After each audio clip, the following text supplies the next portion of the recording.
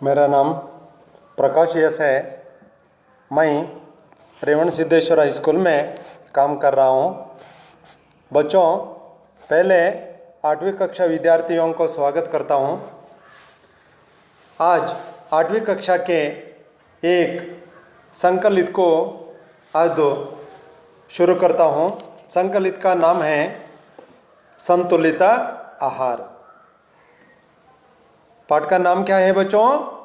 संतुलित आहार। संतुलित का अर्थ क्या है बच्चों? आप जानते हैं क्या? संतुलित का अर्थ होता है बैलेंस, समतोलना। क्या है? संतुलित का अर्थ होता है समतोलना।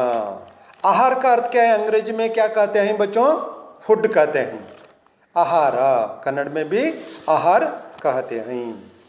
बच्चों, इस पाठ में संतुलित आहार नामक पाठ में यह आहार कैसे सेवन करना चाहिए, आहार में क्या क्या अंश होते हैं और इस सेवन करने से क्या लाभ होते हैं और कैसे आहार को हम पालन करना चाहिए, वही विचार के बारे में बताया गया है। स्वस्थ एवं सुदृढ़ रहने के लिए संतुलित आहार अत्यंत आवश्यक है, सब लोग जानते हैं। बच्चों, आज इस पाठ के द्वारा, संतुलित आहार नामक पाठ के द्वारा छात्र यह जानकारी प्राप्त कर सकते हैं। क्या है? स्वस्थ एवं सुदृढ़ रहने के लिए और ಸಂತುಲಿತ ಆಹಾರ ಅತ್ಯಂತ ಅವಶ್ಯಕ है। ಈ ಪಾಠದಲ್ಲಿ ಮಕ್ಕಳೇ ನಾವೇನು ತಿಳ್ಕೊಳ್ತೇವೆ ಅಂತಂದರೆ, ಸಮತೋಲನ ಆಹಾರ ಅನ್ನುವಂಥದ್ದು ನಾವು ದೃಢವಾಗಿರಬೇಕು, ನಾವು ತುಂಬ ಆರೋಗ್ಯಕರವಾಗಿರಬೇಕು ಅಂತಾದರೆ ನಮ್ಮ ಆಹಾರ ಸಮತೋಲನವಾಗಿರಬೇಕು ಅನ್ನುವಂಥದ್ದನ್ನು ಈ ಒಂದು ಪಾಠದಲ್ಲಿ ಹೇಳೋದಕ್ಕೆ ಮುಂದಾಗಿದ್ದಾರೆ। बच्चों, आप पहले इस संकलित को मैं पढ़ता हूँ, आप अच्छी तरह से देख लीजिए। एक परिवार में, एक छोटा परिवार है, परिवार में बच्चे तीन बच्चों ने अपने माँ के चर्चा करते हैं। शुरू करेंगे बच्चों इस पाठ को। माँ, घर के माँ ने अपने बेटों के सामने चर्चा करते हैं। क्या है? रोहन बेटा, आ कुछ खा लो। और अपने बेटा रोहन से कहता है, रोहन बेटा आ कुछ खा लो। रोहन कहता है, नहीं माँ, मुझे भूख नहीं है। नहीं माँ, मुझे भूख नहीं है। माँ आगे कहती है, भूख क्यों नहीं आया? भूख क्यों नहीं है? सवेरे से कुछ नहीं खाया है। रोहन कहता है, सवेरे मैंने चाय पी ली थी। कहता है रोहन ने, अम्मा ಬೆಳಗ್ಗೆ ನಾನು ಟೀಯನ್ನು ಕುಡಿದಿದ್ದೆ, चाय से कहीं पेट नहीं भरता। रोहन, बिस्कुट भी खाई थी, जलेबी भी खाई थी, यह तो मिठाई हुई है। समोसा भी नहीं खाना है। मिठाई और नमकीन खा सकते हो क्योंकि शरीर के लिए शक्कर और नमक की आवश्यक हैं, लेकिन अधिक मात्रा में नहीं। तो क्या क्या खाना चाहिए माँ? दाल रोटी, दूध, दही, अंडा, साग सब्जी सब खाना चाहिए। माँ ने यह विचार को बताया गया है। बच्चों, इसमें क्या होता है? इसमें क्या होता है? सब्जी और माँ कहती है, सब्जी और फलों में विटामिन के अंश होते हैं, उनका सेवन करने से बीमारियों से बच सकते हैं।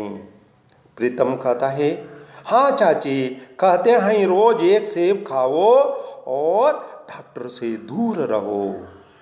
सुगंधी कहती है, मुझे दूध नहीं, आइसक्रीम अच्छी लगती है। आइसक्रीम अच्छी लगती है। माँ कहती है, नहीं बेटा, आइसक्रीम नहीं बेटी, आइसक्रीम ज़्यादा खाने से गला खराब होता है, खांसी हो सकती है। रोहन कहता है, दूध और दही क्यों? माँ, दूध और दही में कैल्शियम के अंश हैं, शरीर के हड्डियों को ताकत मिलती है, बीमारी और ताकत मिलती है। बिरयानी और मांस से भी पोषकांश मिलते हैं। प्रोटीन किससे होता है? गेहूँ, चावल, मक्का, सोयाबीन, चना, मूंग, अरहर आदि अनाज दान से प्रोटीन के अंश हैं। और फैट्स माँ, सरसों, मूंगफली, और वनस्पति तेल, मक्खन, घी में चर्बी और फैट के अंश हैं, जिससे पाचन क्रिया सुधारित है। इंजन के लिए जैसे पेट्रोल हैं, उसी तरह मानव शरीर के लिए फैट्स और कार्बोहाइड्रेट्स हैं। सुगंधी, पानी भी पीना चाहिए ना माँ? हाँ, पानी तो अति आवश्यक हैं, लेकिन एक साथ नहीं, 1-2 घंटे के अंतराल में थोड़ा थोड़ा पानी पीना चाहिए।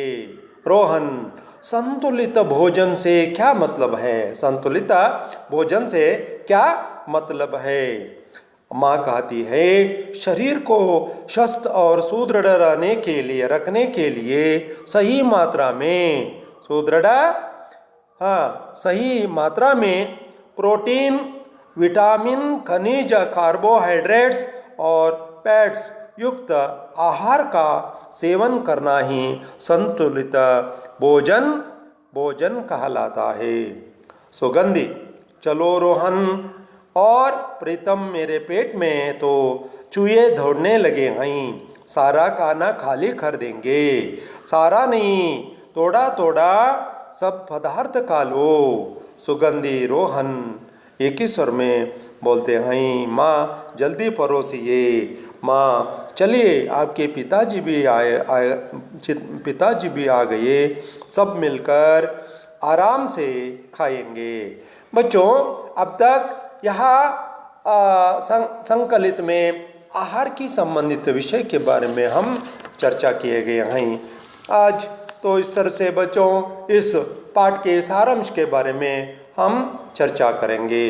इस पाठ में क्या विचार के बारे में बताया गया है, एक एक अंश के एक एक विचार को स्पष्ट रूप से चर्चा करेंगे। घर के माँ ने बेटा के सामने कहती है, रोहन बेटा, रोहन मगने आ कुछ खा लो। माँ ने प्यार से अपने बेटा को बुलाती है, तन्न मगनನ್ನ ಪ್ರೀತಿಯಿಂದ ಕರೀತಾ ಇದ್ದಾಳೆ। ಏನಂತ? ಮಗನೇ, ಸ್ವಲ್ಪ ತಿನ್ನು ಅನ್ನುವಂಥದ್ದನ್ನು ಪ್ರೀತಿಯಿಂದ ಮಗನನ್ನು ಕರೆದ್ಲು। नहीं माँ, मुझे भूख नहीं है। भूख का अर्थ क्या है बच्चों? ಹಸಿವು। ಅಮ್ಮ, ನನಗೆ ಹಸಿವಿಲ್ಲ ಅನ್ನುವಂಥದ್ದನ್ನು ಹೇಳ್ದ। माँ आगे कहती है, भूख क्यों नहीं? ಯಾಕೆ ನಿನಗೆ ಹಸಿವಿಲ್ಲ? ಸಬೇರೆ ಸೆ ಕುಚ್ ನಹಿ ಖಾಯಾ ಹೇ, ಬೆಳಗ್ಗೆಯಿಂದ ನೀನು ಏನನ್ನೂ ಕೂಡ ತಿಂದಿಲ್ಲ, ಯಾಕೆ ನಿನಗೆ ಹಸಿವಿಲ್ಲ ಅನ್ನುವ ವಿಚಾರವನ್ನು ತಾಯಿ ತನ್ನ ಮಗನಲ್ಲಿ ಪ್ರಸ್ತಾಪವನ್ನು ಮಾಡಿದಳು। रोहन माँ से विचार को सुनकर कहता है, सवेरे मैंने चाय पी ली थी। चाय, टी। ಅಮ್ಮ, ಬೆಳಗ್ಗೆ ನಾನು ಟೀಯನ್ನು ಕುಡಿದಿದ್ದೆ। ಬೆಳಗ್ಗೆ ನಾನೇನು ಕುಡಿದಿದ್ದೆ? ಟೀಯನ್ನು ಕುಡಿದಿದ್ದೆ ಅಂತ ಅಂದ। माँ आगे कहती है, चाय से नहीं कई पेट नहीं भरता है। ಟೀಯಿಂದ ಹೊಟ್ಟೆ ತುಂಬಲ್ಲ। ಟೀಯಿಂದ ಏನಾಗ್ತದೆ? ಹೊಟ್ಟೆ ತುಂಬಲ್ಲ ಅಂತಂದ ರೋಹನ್। ಬಿಸ್ಕುಟ್ भी खाई थी। ಅಮ್ಮ, ನಾನು ಬಿಸ್ಕತ್ತನ್ನು ಕೂಡ ತಿಂದಿದ್ದೆ।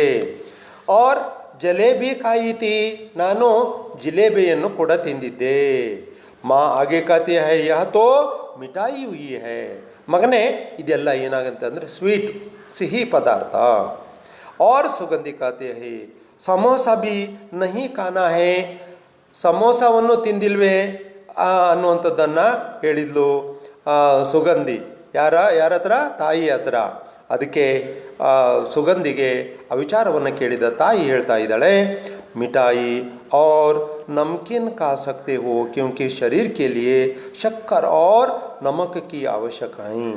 ಮಿಠಾಯಿ ಸ್ವೀಟ್ ಮತ್ತು ನಮಕೀನ್ ಖಾ ಸಕ್ತೆ ಹೋ, ಉಪ್ಪಿನ ಅಂಶ ಅನ್ನುವಂಥದ್ದು ತಿಂತಾ ಇದೆಯೋ ಇದು ಶರೀರಕ್ಕೆ ಶಕ್ಕರ, ಈಗ ಸಕ್ಕರೆ ಮತ್ತು ನಮಕಕ್ವಿ ಅವಶ್ಯಕ. ಇಲ್ಲಿ ಶರೀರಕ್ಕೆ ಆ ಉಪ್ಪು ಮತ್ತು ಸಕ್ಕರೆ ಅವಶ್ಯಕತೆ ಇದೆ, ಲೇಕಿನ್ ಅಧಿಕ ಮಾತ್ರ ಮೇನೆ. ಆದರೆ ಮಕ್ಕಳೇ ನೆನ್ಪಿಟ್ಕೊಳ್ಳಿ, ಇದು ಹೆಚ್ಚಿಗೆ ಆಗಬಾರ್ದು. ತಿನ್ಬೋದು, ಆದರೆ ಇದು ಬಹಳ ಹೆಚ್ಚಿಗೆ ಆಗಬಾರ್ದು. ತೋ ಕ್ಯಾ ಕ್ಯಾ ಖಾನಾ ಚಾಹಿಯೇ, ಅಮ್ಮ ಹಾಗಾದರೆ ನಾವು ಏನನ್ನು ತಿನ್ನಬೇಕು? ಅದಕ್ಕೆ ತಾಯಿ ಹೇಳ್ತಿದ್ದಾಳೆ, ದಾಲ್ ರೋಟಿ, ಬೇಳೆ ಮತ್ತು ರೊಟ್ಟಿ ಇದನ್ನು ತಿನ್ನಬೇಕು. ಅವ್ರ ದೂದ್, ಮಿಲ್ಕ್, ಹಾಲನ್ನು ನಾವು ತೊಗೊಬೋದು. ದಹಿ ಮೊಸರು, और अंडा एग, ಮೊಟ್ಟೆಯನ್ನು ಸೇವಿಸ್ಬೋದು. ಸಾಗ್ ಸಬ್ಜಿ ಕಾರ್ತೋತೈ ಬಚ್ಚೋ, ತರಕಾರಿ, ವೆಜಿಟೇಬಲ್, ಹೀಗೆ ತರಕಾರಿಯನ್ನು ನಾವು ಸೇವನೆಯನ್ನು ಮಾಡ್ಬೋದು. ಸಬ್ ಖಾನಾ ಚಾಹಿಯೇ, ಇವುಗಳನ್ನು ನಾವು ತಿನ್ಬೋದು. ಈ ಆಹಾರವನ್ನು ನಾವು ತಿನ್ನೋದ್ರಿಂದ ನಮ್ಮ ಆರೋಗ್ಯ ಏನಾಗ್ತದೆ ಕೇಳಿದ್ರೆ ಉತ್ತಮ ಆಗ್ತದೆ. ಈ ಒಂದು ವಸ್ತುವನ್ನು, ಈ ಒಂದು ಧಾನ್ಯವನ್ನು ನಾವು ಸೇವನೆಯನ್ನು ಮಾಡ್ಬೋದು. ಇಸ್ಮೇ ಕ್ಯಾ ಹೋತಾ ಹೇ ಇಸ್ಸೆ, ಅಮ್ಮ ಇದರಿಂದ ಸುಗಂಧಿ ಹೇಳ್ತಿದ್ದಾಳೆ ಏನಾಗ್ತದೆ, ಇದರಿಂದ ನಮಗೆ ಯಾವ ಥರದ ಲಾಭ ಸಿಗ್ತದೆ ಎನ್ನುವಂಥದ್ದು ಹೇಳಿದ್ದು.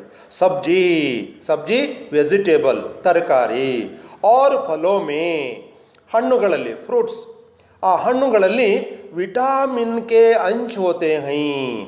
ತರಕಾರಿ ಮತ್ತು ಹಣ್ಣಿನಲ್ಲಿ ವಿಟಾಮಿನಿನ ಅಂಶ ಏನಾಗಿದೆ ಕೇಳಿದ್ರೆ ಇರ್ತದೆ. ಉನ್ಕಾ ಸೇವನ್ ಕರ್ನೆಸೆ, ಅದರ ಸೇವನೆಯನ್ನು ಮಾಡೋದ್ರಿಂದ, ಅದನ್ನು ಸವಿಯೋದ್ರಿಂದ, ಅದನ್ನು ತಿನ್ನೋದ್ರಿಂದ ಬಿಮಾರಿಯೋನ್ಸೆ ಬಚ್ ಸಕ್ತೆ ಹೈ, ನಾವು ರೋಗದಿಂದ ನಾವು ದೂರ ಉಳ್ಕೊಳ್ತೇವೆ, ಬಚ ಸಕ್ತೆ ಹೈ. ಪ್ರೀತಮ್ ಆಗೆ कहता है, हाँ चाची, ಹೌದು ಚಿಕ್ಕಮ್ಮ, कहते हैं रोज एक सेब खाओ और डॉक्टर से दूर रहो. ಚಿಕ್ಕಮ್ಮ ಈ ಮಾತನ್ನು ಹೇಳ್ತಾರಲ್ವಾ, कहते हैं रोज, ದಿನಾಲು ಏಕ್ ಸೇಬ್ ಖಾವೋ, ಒಂದು ಆ್ಯಪಲ್, ಒಂದು ಸೇಬನ್ನು ತಿನ್ನು. और डॉक्टर से दूर रहो, ಡಾಕ್ಟ್ರಿಂದ ದೂರ ಇರು. ಅಂದರೆ ಮಕ್ಕಳೇ, ದಿನಾನು ಒಂದು ಹಣ್ಣನ್ನು ತಿನ್ನೋದ್ರಿಂದ, ಸೇಬನ್ನು ತಿನ್ನೋದ್ರಿಂದ ನಾವು ಡಾಕ್ಟ್ರ್ ಹತ್ರ ಹೋಗುವ ಅವಶ್ಯಕತೆ ಇಲ್ಲ. ನಾವು ಡಾಕ್ಟ್ರ್ ಹತ್ರ ಯಾಕೆ ಹೋಗ್ತೇವೆ? ನಮ್ಮ ಆರೋಗ್ಯ ಹದಗೆಟ್ಟಾವಾಗ, ನಮ್ಮ ದೇಹದಲ್ಲಿ ಶಕ್ತಿ ಕಡಿಮೆ ಆದವಾಗ, ನಮಗೆ ತೊಂದರೆ ಆದವಾಗ ನಾವು ಡಾಕ್ಟ್ರಲ್ಲಿ ಹೋಗ್ತೇವೆ. ಅದೇ ನಾವು ದಿನಾಲೂ ಒಂದು ಸೇಬನ್ನು ತಿನ್ನೋದ್ರಿಂದ ಡಾಕ್ಟ್ರ್ ಹತ್ರ ಹೋಗುವಂಥ ಅವಶ್ಯಕತೆ ಇರಲ್ಲ. ಆದರೆ ಮಕ್ಕಳೇ, ನಾವು ಸೇಬನ್ನು ತಿನ್ನೋದಕ್ಕೆ ಆಗ್ತಾ ಇಲ್ಲ, ಯಾಕೆಂತಂದ್ರೆ ಅದು ಬೆಲೆ ತುಂಬ ಹೆಚ್ಚಿಗೆ ಆಗಿರೋದ್ರಿಂದ. ಆದರೂ ಸಹ ನಾವು ಹೆಚ್ಚಿಗೆ ತಿನ್ನೋದಿದ್ರೂ ಸಹ ಸ್ವಲ್ಪ ಪ್ರಮಾಣದಲ್ಲಾದರೂ ಸಹ ಅದನ್ನು ನಾವು ತಿನ್ನಬೇಕಾಗ್ತದೆ. ಕಾವೋ ಡಾಕ್ಟರ್ ದೇ ದೂರ ರಹೋ, ಮುಜೆ ದೂದ್ ನಹಿ. ಸುಗಂಧಿ ಹೇಳ್ತಿದ್ದಾಳೆ, ಅಮ್ಮ ನನಗೆ ದೂದ್ ನಹಿ, ಹಾಲು ಬೇಡ.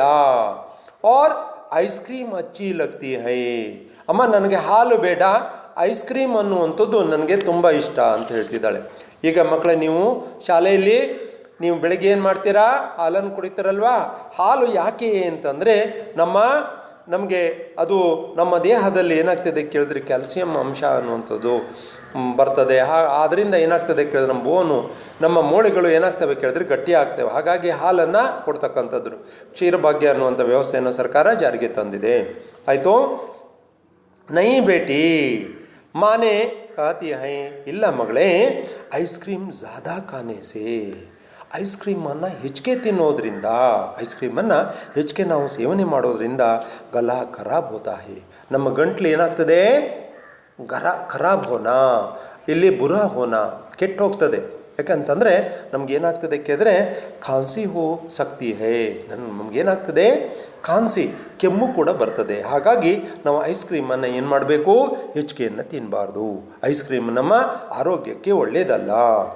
ದೂದ್ ಔರ್ ದಹಿ ಕ್ಯೂ, ಅದಕ್ಕೆ ರೋಹನ್ ಹೇಳ್ತಿದ್ದಾನೆ ದೂದ್ ಮಿಲ್ಕ್ ಔರ್ ದಹಿ ಮೊಸರು ಕ್ಯೂ, ಇದು ಯಾಕೆ ನಾವು ಹಾಲು ಮತ್ತು ಮೊಸರನ್ನು ಯಾಕೆ ನಾವು ಸೇವನೆಯನ್ನು ಮಾಡಬೇಕು, ಇದರಿಂದ ನಮಗೇನು ಲಾಭ ಅನ್ನುವಂಥದ್ದನ್ನು ಅಲ್ಲಿ ರೋಹನ್ ಹೇಳ್ದ. और माँ यहाँ दूध और दही के बारे में और बताती है, दूध और दही में, दूध ಹಾಲು ಮತ್ತು ದಹಿ ಮೊಸರಿನಲ್ಲಿ ಕ್ಯಾಲ್ಸಿಯಂಗೆ ಅಂಶ ಕ್ಯಾಲ್ಸಿಯಮ್ಮಿನ ಅಂಶ ಏನಾಗಿದೆ ಕೇಳಿದ್ರೆ ಇದೆ. ಶರೀರಕ್ಕೆ ಹಡ್ಡಿಯಂಕು, ಶರೀರದಲ್ಲಿರ್ತಕ್ಕಂಥ ಹಡ್ಡಿ ಬೋನ್ ಮೂಳೆ ಕೋ ತಾಕತ್ ಮಿಲ್ತಿ ಹೈ, ನಮ್ಮ ಶರೀರದಲ್ಲಿ ಏನಾಗ್ತದೆ ಕೇಳಿದ್ರೆ ಮೂಳೆಗಳು ಗಟ್ಟಿ ಆಗ್ತವೆ. और ಬಿರಿಯಾನಿ और ಮಾಂಸ से भी ಪೋಷಕಾಂಶ ಮಿಲ್ತಿ ಹೈ, ನಾವು ಬಿರಿಯಾನಿಯನ್ನು ತಿನ್ನೋದ್ರಿಂದ ಮಾಂಸವನ್ನು ಸೇವನೆ ಮಾಡೋದ್ರಿಂದ ನಮಗೆ ಪೋಷಕಾಂಶಗಳು ಏನಾಗ್ತವೆ ಕೇಳಿದ್ರೆ ದೊರೀತವೆ. ಹಾಗಾಗಿ ಇವುಗಳನ್ನು ನಾವು ಆಹಾರದಲ್ಲಿ ಬಳಕೆಯನ್ನು ಮಾಡಬೇಕಾಗ್ತದೆ ಅನ್ನುವಂಥದ್ದನ್ನು ಹೇಳಿದರು. और प्रोटीन किसमें होता है? अच्छा प्रश्न है बच्चों. प्रीतम यह प्रश्न अपने माँ के सामने प्रस्तुत करता है. ಅಮ್ಮ ಈ ಪ್ರೋಟೀನ್ ಯಾವುದರಿಂದ ನಮಗೆ ಸಿಗ್ತದೆ ಅನ್ನುವಂಥದ್ದನ್ನು ಹೇಳ್ದ. ಅದಕ್ಕೆ ಪ್ರೀತಮನಿಗೆ ತಾಯಿ ಹೇಳ್ತಿದ್ದಾಳೆ ಗೇವು. ಗೇವು का अर्थ क्या है बच्चों? ಗೋಧಿ. ಗೇವು ಅಂತಂದ್ರೇನು? ಗೋಧಿ. ಗೋಧಿಯಿಂದ ಏನಾಗ್ತದೆ ಕೇಳಿದ್ರೆ ಗೋಧಿಯಿಂದ ನಮಗೆ ಏನಾಗುತ್ತೆ? ಗೋಧಿಯಿಂದ ನಮಗೆ ಏನು ಸಿಗ್ತದೆ? ಇಲ್ಲಿ ಪ್ರೋಟೀನ್ ಅಂಶ ಸಿಗ್ತದೆ. ಚಾವಲ್ ಬತಾವೋ? ಸಹಿ ಹೈ. ರೈಸ್ ಅಕ್ಕಿ, ಗೊತ್ತಾಯ್ತಾ? ಅನ್ನದಿಂದ ಏನಾಗ್ತದೆ ಕೇಳಿದ್ರೆ ನಮಗೆ ಪ್ರೋಟೀನ್ ಅಂಶ ಸಿಗ್ತದೆ. ಅದೇ ರೀತಿಯಾಗಿ ಮಕ್ಕ ಅಂದ್ರೆ ಏನು? ಮೆಕ್ಕೆಜೋಳವನ್ನು ಸೇವಿಸೋದ್ರಿಂದ ನಮಗೂ ಸಹ ಏನಾಗ್ತದೆ? ಪ್ರೋಟೀನ್ ಅಂಶ ಅನ್ನುವಂಥದ್ದು ಸಿಗ್ತದೆ. ಉಸಿ ಪ್ರಕಾರ ಸೋಯಾಬೀನ್ದಿಂದ ಚನ ಬತಾವೋ? ಚನ ಕಡಲೆಯಿಂದ ನಮ್ಗೆ ಏನಾಗ್ತದೆ ಕೇಳಿದ್ರೆ ಕಡಲೆಯಿಂದ ನಮಗೆ ಏನಾಗುತ್ತೆ? ಪ್ರೋಟೀನ್ ಅಂಶ ಸಿಗ್ತದೆ. और मूंग का अर्थ क्या है बच्चों? बताओ? ಹೆಸರು ಕಾಳಿನಿಂದ ನಮಗೆ ಏನಾಗುತ್ತೆ ಕೇಳಿದ್ರೆ ನಮಗೆ ಪ್ರೋಟೀನ್ ಅಂಶ ಸಿಗ್ತದೆ. ಅರಹರ್ ಅಂದ್ರೆ ಏನು ಮಕ್ಕಳೇ? ಒಂದು ಪ್ರಕಾರದ ಬೇಳೆ. ಈ ಒಂದು ಈ ಬೇಳೆಯಿಂದ ನಮಗೇನಾಗಿದೆ ಕೇಳಿದ್ರೆ ಪ್ರೋಟೀನ್ ಅಂಶ ಅಂತಕ್ಕಂಥದ್ದು ಸಿಗ್ತದೆ. ಪ್ರೋಟೀನ್ಗೆ ಅಂಶ. और ಫ್ಯಾಟ್ಸ್, ಈ ಜಿಡ್ಡಿನ ಪದಾರ್ಥ ಅನ್ನುವಂಥದ್ದು ಫ್ಯಾಟ್ಸ್ ಅಂತಂದ್ರೆ ಮಕ್ಕಳೇನು? ಜಿಡ್ಡಿನ ಪದಾರ್ಥವು ನಮಗೆ ಯಾವುದರಿಂದ ಸಿಗ್ತದೆ ಅನ್ನುವಂಥದ್ದನ್ನು ಆ ತಾಯಿಯಲ್ಲಿ ರೋಹನ್ ಅನ್ನುವಂಥವನು ಪ್ರಶ್ನೆಯನ್ನು ಮಾಡ್ದ.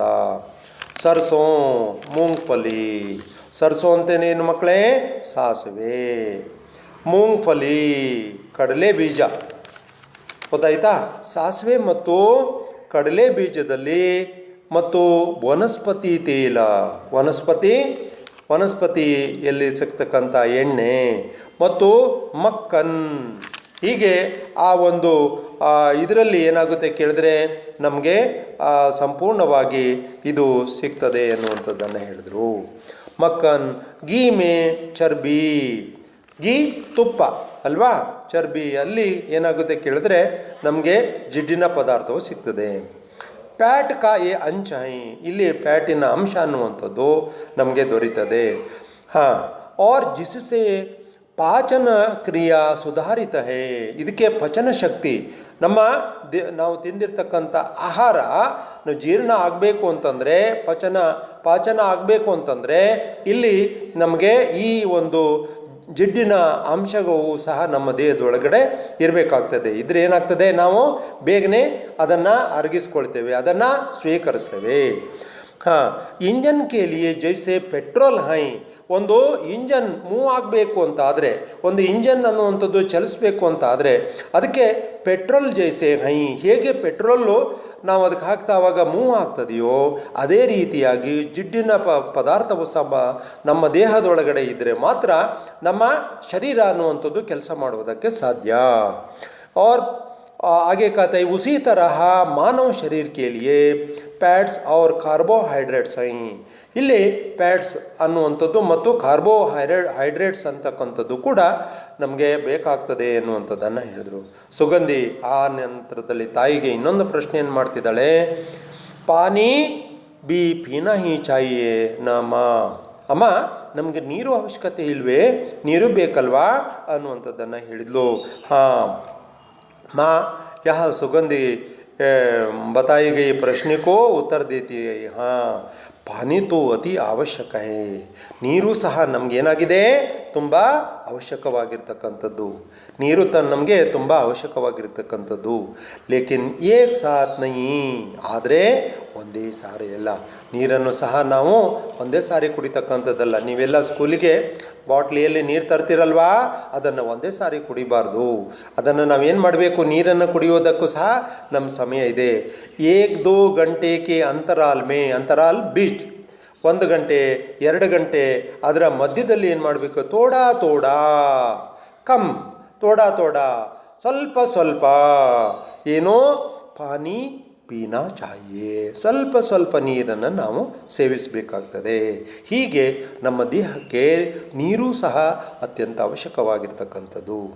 और रोहन कहता है संतुलित भोजन से क्या मतलब है, ಸಂತುಲಿತ ಭೋಜನ ಅಂತಂದರೆ ಏನು, ಇದರ ಅರ್ಥ ನಮಗೆ ಅಮ್ಮ ಇದನ್ನು ತಿಳಿಸ್ಕೊಡಿ ಅಂತ ಹೇಳ್ದ. ಶರೀರಕ್ಕೂ मानव शरीर को हमारे शरीर को स्वस्थ आरोग्य हेल्थ और सुदृढ़ रखने के लिए ಸರಿಯಾಗಿ ಗಟ್ಟಿಮುಟ್ಟಿ ಇರಬೇಕು ಅಂತ ಆದರೆ ಸಹಿ ಮಾತ್ರಾಮೆ ಅದು ಸಮ ಪ್ರಮಾಣದಲ್ಲಿ ಪ್ರೋಟೀನ್, ವಿಟಾಮಿನ್, ಖನಿಜ, कार्बोहाइड्रेट्स और फैट्स युक्त आहार का सेवन करना ही संतुलित भोजन कहलाता है. ನಮ್ಮ ಶರೀರದಲ್ಲಿ ಆರೋಗ್ಯಕರವಾದಂಥ ಇರಬೇಕು ಅಂತಾದರೆ ನಮಗೆ ಸಮ ಪ್ರಮಾಣದಲ್ಲಿ ಪ್ರೋಟೀನ್ ಇರಬೇಕಾಗ್ತದೆ, ವಿಟಾಮಿನ್ ಇರಬೇಕಾಗ್ತದೆ, ಖನಿಜ ಲವಣಗಳು ಇರಬೇಕಾಗ್ತದೆ, ಕಾರ್ಬೋಹೈಡ್ರೇಟ್ಸ್ ಇರಬೇಕಾಗ್ತದೆ, ಫ್ಯಾಟ್ಸ್ ಜಿಡ್ಡಿನ ಯುಕ್ತ ಆಹಾರ ಸೇವನೆಯನ್ನು ಮಾಡ್ತಕ್ಕಂಥದ್ದೇ ಸಂತುಲಿತ ಭೋಜನ ಕಹಲಾತಾ ಹೇ. ಹೀಗೆ ನಮ್ಮ ಸಂತುಲಿತ ಆಹಾರ ಅಂತಂದರೆ ನಮ್ಮ ದೇಹದಲ್ಲಿ ಇವು ಪ್ರೋಟೀನ್, ವಿಟಾಮಿನ್, ಖನಿಜ, ಕಾರ್ಬೋಹೈಡ್ರೇಟ್ಸ್ ಆರ್ ಫ್ಯಾಟ್ಸ್ ಅನ್ನುವಂಥ ಎಲ್ಲ ಅಂಶಗಳು ಸಮ ಪ್ರಮಾಣದಲ್ಲಿದ್ದರೆ ಮಾತ್ರ ನಮ್ಮ ಆರೋಗ್ಯ ಅನ್ನುವಂಥದ್ದು ಉತ್ತಮವಾಗಿರ್ತದೆ ಎನ್ನುವಂಥದ್ದನ್ನು ಇಲ್ಲಿ ತಾಯಿ ತಮ್ಮ ಮಕ್ಕಳಿಗೆ ವಿಷಯವನ್ನು ತಿಳಿಸಿದ್ಲು. ಸುಗಂಧಿ ಯಹ ವಿಚಾರ ಸುನ್ಕರ್ ಸುಗಂಧಿ ಆಗೆ ಕಾತಿ ಹೈ, ಚಲೋ ರೋಹನ್ प्रीतम तो रोहन नड़ी मेरे पेट में तो चूहे दौड़ने लगे हैं. ಇಲ್ಲಿ ಚೂಹೆ ದೌಡ್ನ ಅಂತ ಇದೆ, ಪೇಟ್ ಮೇ ಚೂಹೆ ದೌಡ್ನ ಅಂತ ಅಲ್ವಾ. ಇದು ಮುಹಾವರ ಅಂತ ಅರ್ಥ ಮಕ್ಕಳೇ. ಅಧಿಕ ಭೂಗ್ ಲಗ್ನ ಅಂತ, ಹೊಟ್ಟೆ ತಾಳ ಹಾಕೋದು, ತುಂಬ ಹಸಿವಾಗೋದು ಅಂತ ಅರ್ಥ. ಇದು ಮುಹಾವರೆ ಅಂತ ಅರ್ಥ, ಗೊತ್ತಾಯ್ತಾ. ಚೂಹೆ ದೌಡ್ನೆ ಲಗೆ ಹೈ ಪೇಟ್ ಮೇ, ಹೊಟ್ಟೆಯಲ್ಲಿ ಇಲಿ ಓಡಾಡ್ತದೆ ಅನ್ನುವಂಥದ್ದಲ್ಲ. ಇದರ ಅರ್ಥ ಏನು, ಹೊಟ್ಟೆ ತಾಳ ಹಾಕುವುದು ಅಂತ ಅರ್ಥ. ಅಧಿಕ್ ಭೂಕ್ ಲಗ್ನ ಅಂತ ಅರ್ಥ. ತುಂಬ ಹಸಿವೆ ಆಗಿದೆ ನಮಗೆ, ಸಾರಾ ಖಾನಾ ಖಾಲಿ ಕರ್ದೇಂಗೆ, ಅಮ್ಮ ಮಾಡಿರುವಂಥ ಎಲ್ಲ ಪದಾರ್ಥಗಳನ್ನು ತಿಂದು ಹಾಕೋಣ ನಾವು ಅಂತ ಸುಗಂಧಿ ಹೇಳಿದ್ಲು. ಮಾ ಯಹ ವಿಚಾರಕ್ಕೋ ಹಾಗೆ ಬತಾತಿ ಹೈ, ಸಾರಾ ನಹಿ, ಎಲ್ಲದನ್ನು ತಿನ್ನುವಂಥದ್ದಲ್ಲ. ತೋಡ ಸಬ್ ಪದಾರ್ಥ ಕಾಲೋ, ಸ್ವಲ್ಪ ಪದಾರ್ಥವನ್ನು ನಾವು ತಿನ್ನಬೇಕಾಗ್ತದೆ. ಎಲ್ಲ ಪದಾರ್ಥವನ್ನು ತಿನ್ನತಕ್ಕಂಥದ್ದಲ್ಲ, ಸ್ವಲ್ಪ ಪದಾರ್ಥವನ್ನು ಮಾತ್ರ ತಿನ್ನಬೇಕಾಗ್ತದೆ.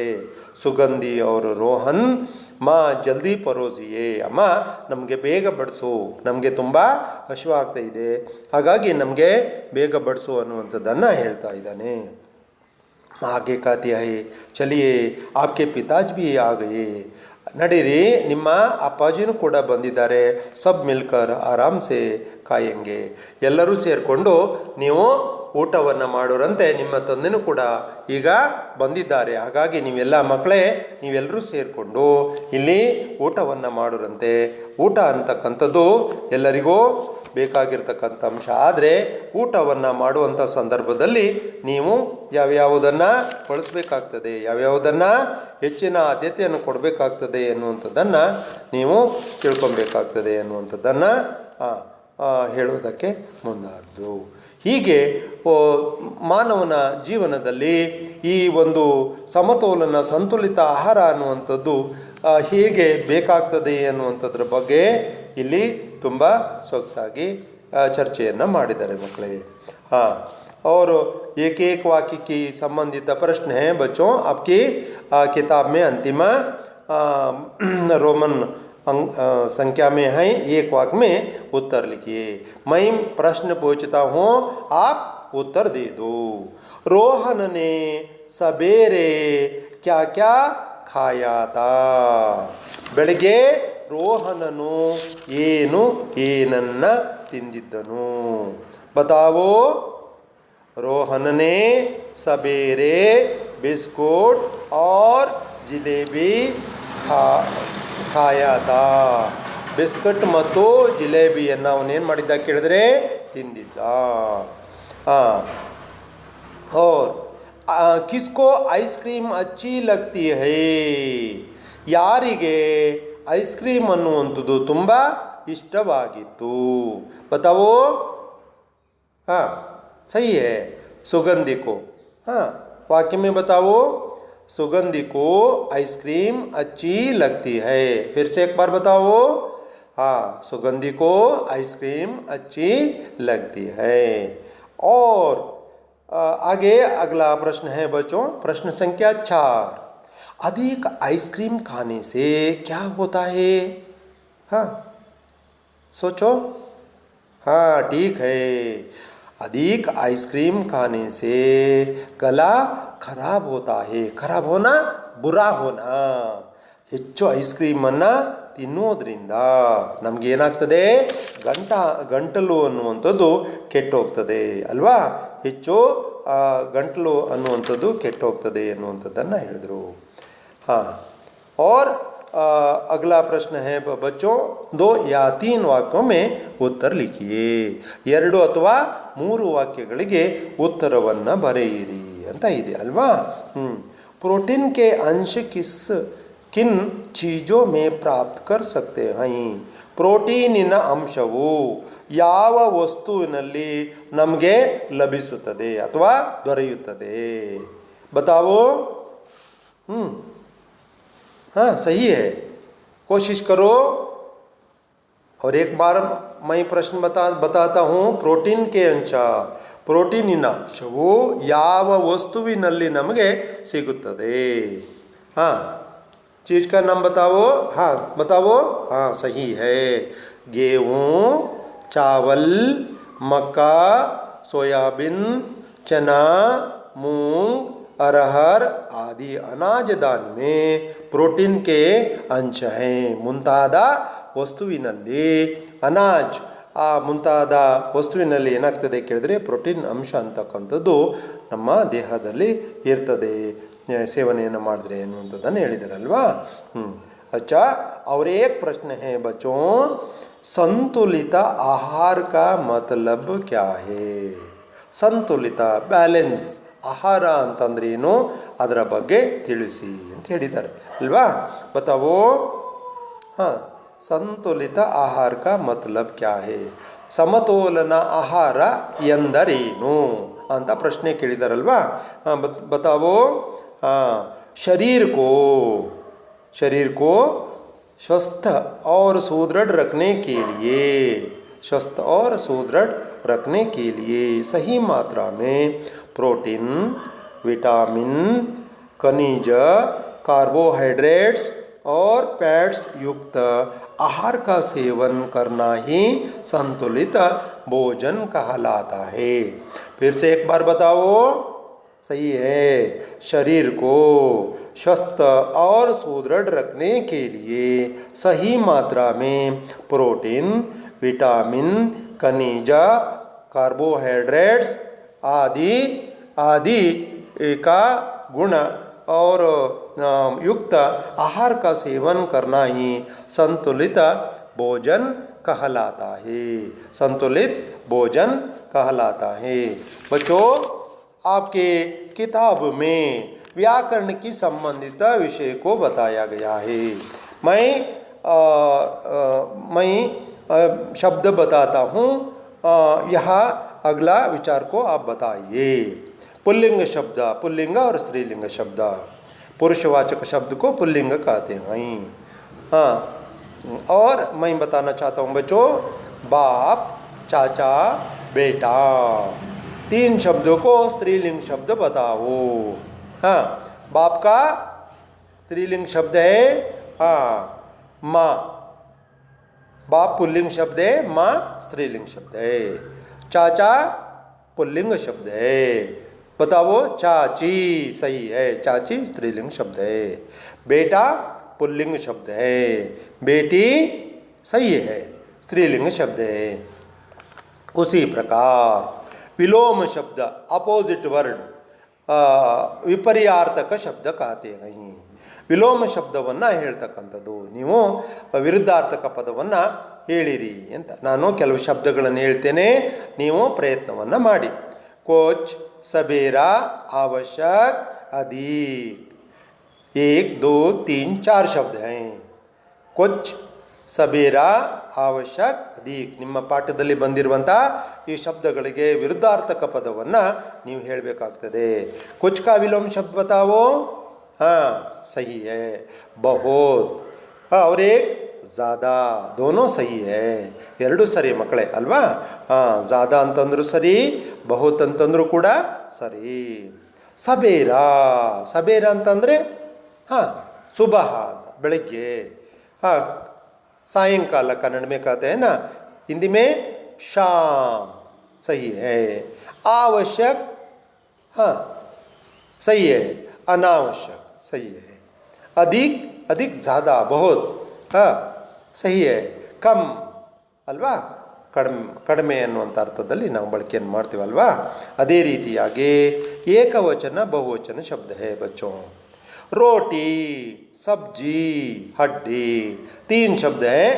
ರೊಟ್ಟಿ, ಸಬ್ಜಿ, ತರಕಾರಿ, ಹಡ್ಡಿ, ಇವು 3 ಶಬ್ದಗಳು ಯಾವ ವಚನದಲ್ಲಿವೆ?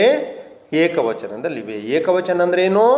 ಏಕೀ ವಸ್ತುಕ ಬೋಧೋ, ಒಂದೇ ವಸ್ತುವಿನ ಹೆಸರನ್ನು ಸೂಚಿಸಿದರೆ ನಾವು ಏಕವಚನ ಅಂತ ಕರಿತೇವೆ। ಒಂದಕ್ಕಿಂತ ಹೆಚ್ಚನ್ನು ಸೂಚಿಸಿದರೆ, ಒಂದಕ್ಕಿಂತ ವಸ್ತುವಿನ ಹೆಸರನ್ನು ಸೂಚಿಸಿದರೆ, ವ್ಯಕ್ತಿ ಹೆಸರನ್ನು ಸೂಚಿಸಿದರೆ ಅವುಗಳನ್ನು ನಾವು ಬಹುವಚನ ಅಂತ ಕರಿತೇವೆ। हाँ है ना, अच्छा। और रोटी, रोटी एकवचन, हाँ बताओ। हाँ सही है, रोटियाँ, रोटी रोटियाँ। सब्जी सही है, सब्जियाँ। हड्डी सही है, हड्डियाँ।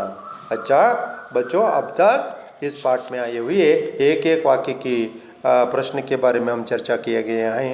और उसी प्रकार क्या है, 2-3 वाक्यों में उत्तर दीजिए। और स्त्रीलिंग पुल्लिंग विलोम शब्द एक वचन और बहुवचन के संबंधित विषय के बारे में हम चर्चा किए गए हैं। 8वीं कक्षा विद्यार्थियों को धन्यवाद।